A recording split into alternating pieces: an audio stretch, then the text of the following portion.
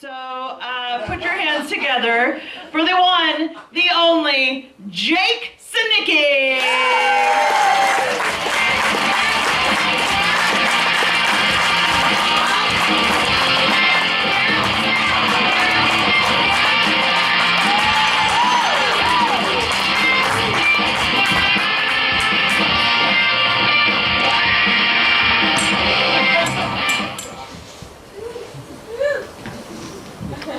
Why are we here again? We did this whole thing last night. It's gonna be fine. Don't tell them you threw your back today playing tennis. They won't believe you. Alright, I get it. Just read out exactly what you have written in your notebook. You're gonna be fine. Hello! Set list. Underlined. Bullet point. Fart joke.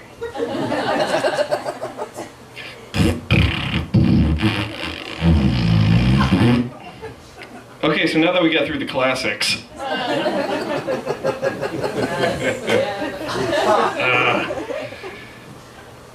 What is the next thing? Hello, I'm in college. If you couldn't tell by my everything. There's kind of a scruffy Weezer vibe going on. No, I'm 21. I've been in college for 3 years. That means I went into college right after high school. I feel the need to clarify this because I'm an easy 27. I'm very tired looking. And the beard and eye bags and random 90s trivia just doesn't help. Like, only moms card me.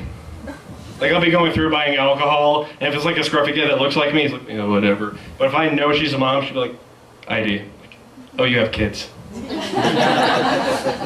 But no, it's good. Not everyone goes to college right after high school, which is great. They take a handful of magical years abroad. I've just had a handful of normal years with no broads. You know, they'll go off and learn to be all worldly and hang out with Tibetan monks, whereas I have learned how to quickly skim through a $200 textbook. But no, college is great, I'm learning a lot, but I'm finding it, the longer I'm in college, the harder I'm finding it to be a role model for my little brother. Because, like, he's a senior in high school, and I'm the older brother, I'm supposed to be like, go to college, get smart and shit. But the longer I'm there, I'm like, I don't know. And so he's talking to me, he's like, Jake, what can I expect? What's college gonna be like? I'm like, well, I don't sleep right. I have a lot of really weird cravings, and like here hurts all of the time. He's like, Jake, it sounds like you just described a pregnancy. And I said, yes, with knowledge. And I'm a strong, independent college student who don't need no man, am I right, ladies? Who lives with his parents. To get through the schlag of it all, I've developed a new technique where I just pre-insert all of the pain medication into my coffee. I call it the cry for help. You know, you have to say every step as you do it. You know, you're like, all right, I'm putting the Advil in the Java. It's gonna have a little extra kick to it. It's gonna be great. All right, I'm putting NyQuil in its creamer. Does anyone want to come around and make sure I don't do that? I'm joking, I'm joking. I don't use creamer. So I think I have pretty good digestion. I love this silence. Does he? I do, but that's why I was kind of thrown for a loop when my stomach reacted negatively to, of all things, rattlesnake meat. Yeah, right? It was super weird. It was like they left the poison in. They're like, they didn't bother to take it out. It's just like, they'll add an extra zest to it. What's that extra flavor? That's venom. No, I got it. I went to a soup-only restaurant in the form of rattlesnake stew. They kind of had like a ice cream taste testing situation with spoons. I didn't try anything else because rattlesnakes. The guy serving me was like way too excited about it. He's like, oh yeah, there's rattlesnake, there's also rabbits, and there's also whole grain. I'm like, great, the whole food chain in one spoonful. No. So I'm eating it, and about halfway through the stew, I start laughing really hard because I come to a revelation about the stew. Because this soup-only restaurant is one of a bunch of other soup-only restaurants, and at each of those locations, they probably have rattlesnake stew, which means they had to get a lot of rattlesnakes, which means there has to be a rattlesnake farm. And that just tickles me. It's insane. And at first I didn't quite believe it. I was like, well, what's the alternative? Just going like through the exotic pet store going, that one seems juicy, throw it in the pot. This red lobster style. But no, there's things called reptile farms. And like, I have no frame of reference for what a farm is like, or farmers, other than like an old southern barbecue guy. So the only image in my head is, hey, welcome to Dallas's Reptile Ranch. We got iguana chunks, we have rattlesnake pate, we even have Komodo dragon, come on down. It's not cold-blooded when it's fried. So I love animals. I do, which is weird because my opinions of specific animals, it turns out, is completely based on whether or not I think I can take it in a fight. Just mano a mano. I was talking to some friends, and for some reason the conversation was about armadillos, who I hate. I hate armadillos. They're like weird kangaroo pill bug people with hobo hands. They're disgusting. And I told them this, and I also added that I would hate to fight one. I would never want to fight an armadillo. And they're like, Jake, why would you never want to fight an armadillo? And I said, because it'd be gross.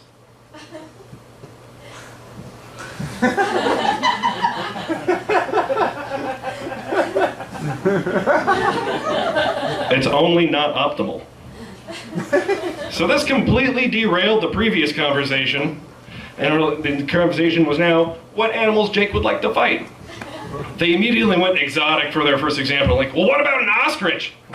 Ostrich? Ostrich would be a good fight. You know, because they're big and muscular, but I'm crafty. Ostrich gets a good grade. But then we kind of started talking about it more, and I started thinking about it, and I realized that that same kind of thought process affects what animals I'm okay eating. I'm not a fan of eating like bears and sharks, mainly because I know I would never win that fight. Mano a mano with a bear, fisticuffs, bear's gonna murder me. If I'm eating a bear, the only way I won that was through science. I just used chemistry like a coward.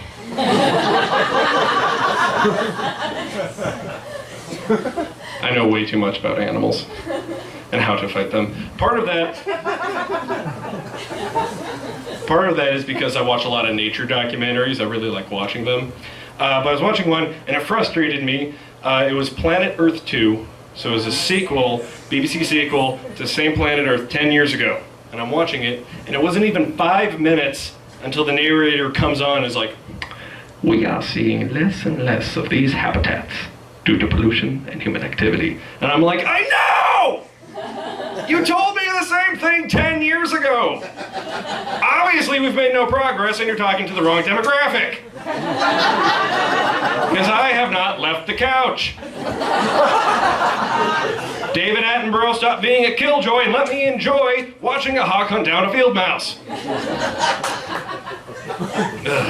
Whenever those chase scenes come on, I always root for the carnivore because they never win. They don't. Evolution has favored the swift little guys, which is good. But like lions are super lame. Like Lion King, I feel like has lied to us because we're all under the impression like they're majestic hunters, the kings of the jungle. Every lion documentary has a hunt in it, and that hunt always ends another unsuccessful hunt for the pride. The lionesses will have to find something for the cubs to eat before the next dry season. And it's always that guy. It's the same British guy for all of them, David Attenborough. He's been doing it for like 70 years. Like any footage from lions to like lizards, like if a lizard like if you're watching one and a lizard flies on set, just like,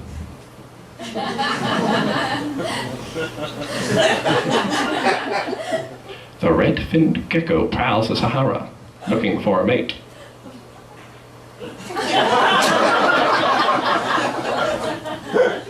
He does an ornate head bobbing, hoping to find a female.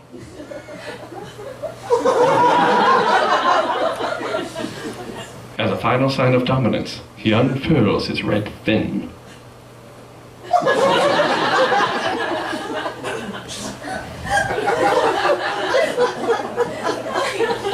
I relate way too hard to that gecko.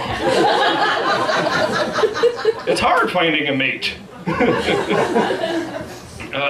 Like, if you couldn't tell by this entire set, I'm really awkward.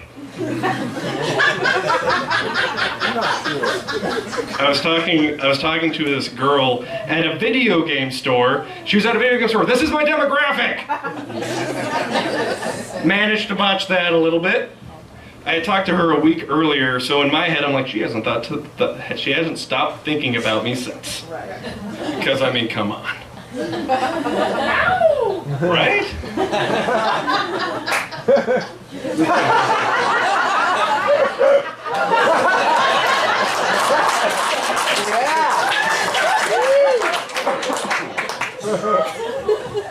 But yeah, video game girl. I'm talking to her, and it's not going great. I'm talking to myself, I'm like, this isn't awesome. This is going worse than it usually does. I've said the word cyborg ninja 3 times. Oh my god.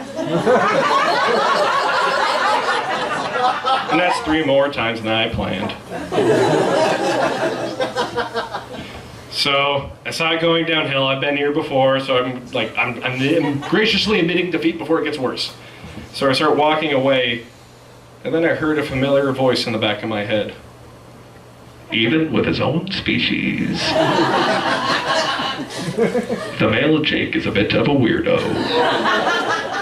This will be another tough mating season for the Jake. Wow. Thank you, guys.